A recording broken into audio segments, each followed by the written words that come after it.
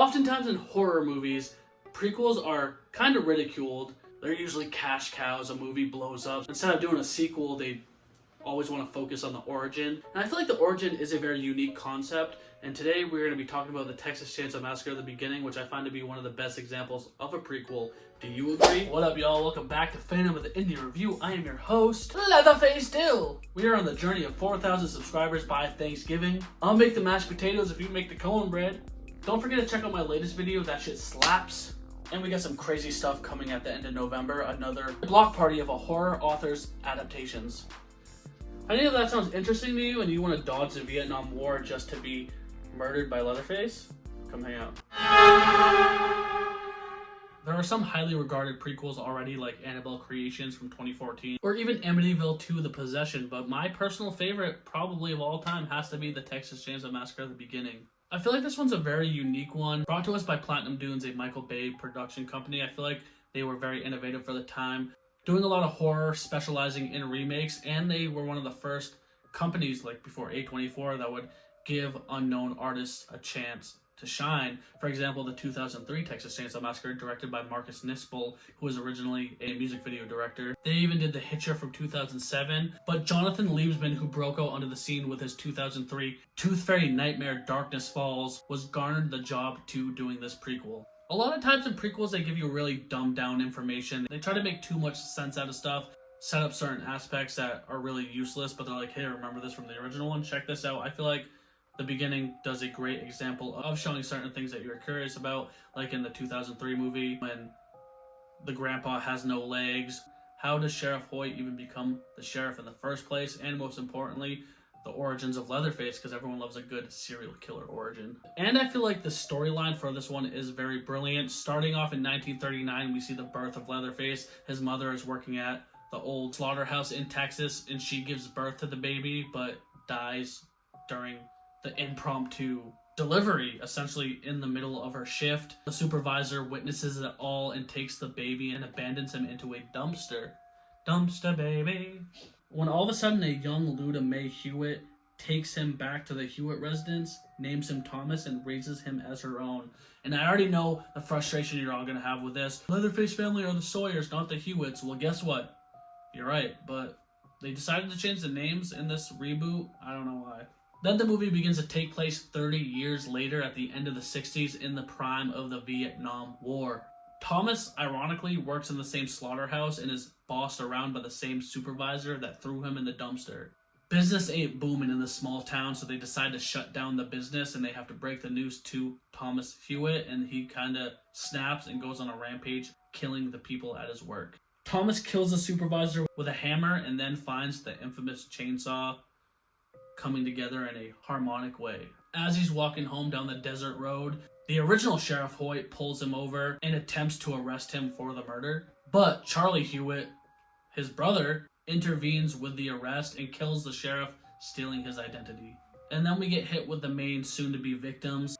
Brothers Eric and Dean, who are driving across the country with their girlfriends Chrissy and Bailey to enlist in the Vietnam War. Dean is very reluctant about going to the Vietnam War. He doesn't want to do it. He's like, bro, but he doesn't have the courage to tell his brother. Eric is a full-fledged, dedicated, brainwashed victim of the American government, and he is all about saving his country. He's excited to go, so there's that interesting contrast between them. Eric's girlfriend Chrissy is more built up to be the final girl. She's more relatable, more likable. She wants to start a family with Eric, and then Dean's girlfriend is kind of secondary, just a run-of-the-mill character. At a diner, they run into a biker gang, one of whom follows them on a motorcycle, and the female biker comes up to them with a shotgun in hand, and she's pretty much trying to rob them. So an interesting little plot before the horror ensues that they're just minding their own business trying to get away, and she tries to rob them for all the money they have. They're trying to get away, they're scared, tensions are high, and during all this chaos that ensues, their car crashes. The car gets wrecked, Chrissy is launched out of the windshield into the field, and essentially is spared from the horrific torment that Sheriff Hoyt is about to bring on them. Instantly, with no remorse, he fucking blasts the shit out of the biker lady who's trying to rob them. Instantly gives off the first impression that he ain't someone you mess with. And he's very helpful and courteous to the kids at first until he sees the burnt up card on the ground, and like a gentleman, soldier, older brother, Eric decides to take the blame for it. He's like, I'm the one that lit that card on fire. Punish me for it. Hoyt drives the kids back to his house while Chrissy is left in the field, and this is where we get introduced to the Leatherface family. Chrissy runs into the guy biker who's looking for his girlfriend, and together they go to the house to try to save their friends. And from there on, the movie gets crazy. There's a lot we can talk about. For example, the biker gets to be the first kill ever by Leatherface with his chainsaw, so that's cool to think about how subtle and late into the movie it is. We see him get killed. You don't realize how breaking it is to be the first ever kill from Leatherface. And you got to understand the fact that this movie is a prequel, so it's set up to be hopeless, because you got to think about it. If this is a prequel and the first one came out years later, obviously none of the people survive in this movie. That's not a spoiler, it's just facts, because if they did, Leatherface would have been caught. There are some brutal, intense scenes in here. Sheriff Hoyt is far more integral into the chaos. In the 2003 one, you know he has some shit under his belt, but he torments the kids. In this one, he brutalizes the boys and makes them do push-ups, beats them, pretty much does a sadistic boot camp for them, and belittles them, saying that they're cowards, and when essentially it's just Dean that was a coward from trying to abandon the Vietnam War. The scene where Leatherface first decides to get his first victim's face off of him is pretty brutal. It's sad when Chrissy is under the table after finding her boyfriend strapped to it. She's hiding under there, and as he's getting his face ripped off, she just has to sit there and listen, and it's a pretty graphic scene for 2006. Like I said, a lot of things correlate together that show why the family is the way they are.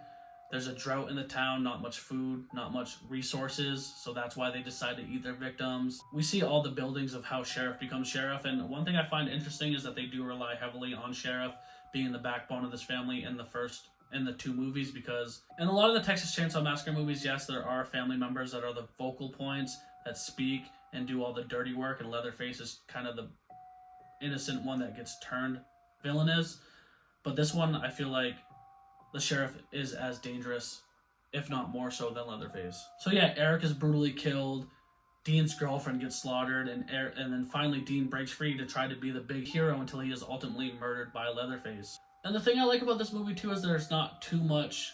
There's some homages to the original film, but it feels like its own film entirely, other than the scene where they're kind of at the dinner table, and then obviously the aesthetic of Leatherface. It seems to be its own original movie based in the Texas Chainsaw Massacre lore. I wouldn't really call it canon because the Sawyers are the original. This 2003 remake with the beginning are kind of its own entity. And the movie ends with one final brutal kill before it wraps up into Leatherface walking down the road with his chainsaw, and you get the mythos of him. And all around, it's a pretty good movie. It's fun. It's long. The writing is really good. It has great pacing, drama, suspense. The character works are great, from Hoyt to the two brothers to either Leatherface becoming himself. And all around, I've always dug this movie, from the gritty intro to the shocking ending. Alright guys, that's the video. Subscribe. Give me a thumber.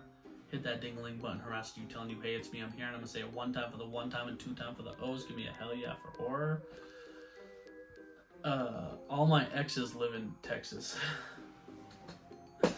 Get it, Soph? It's a country song.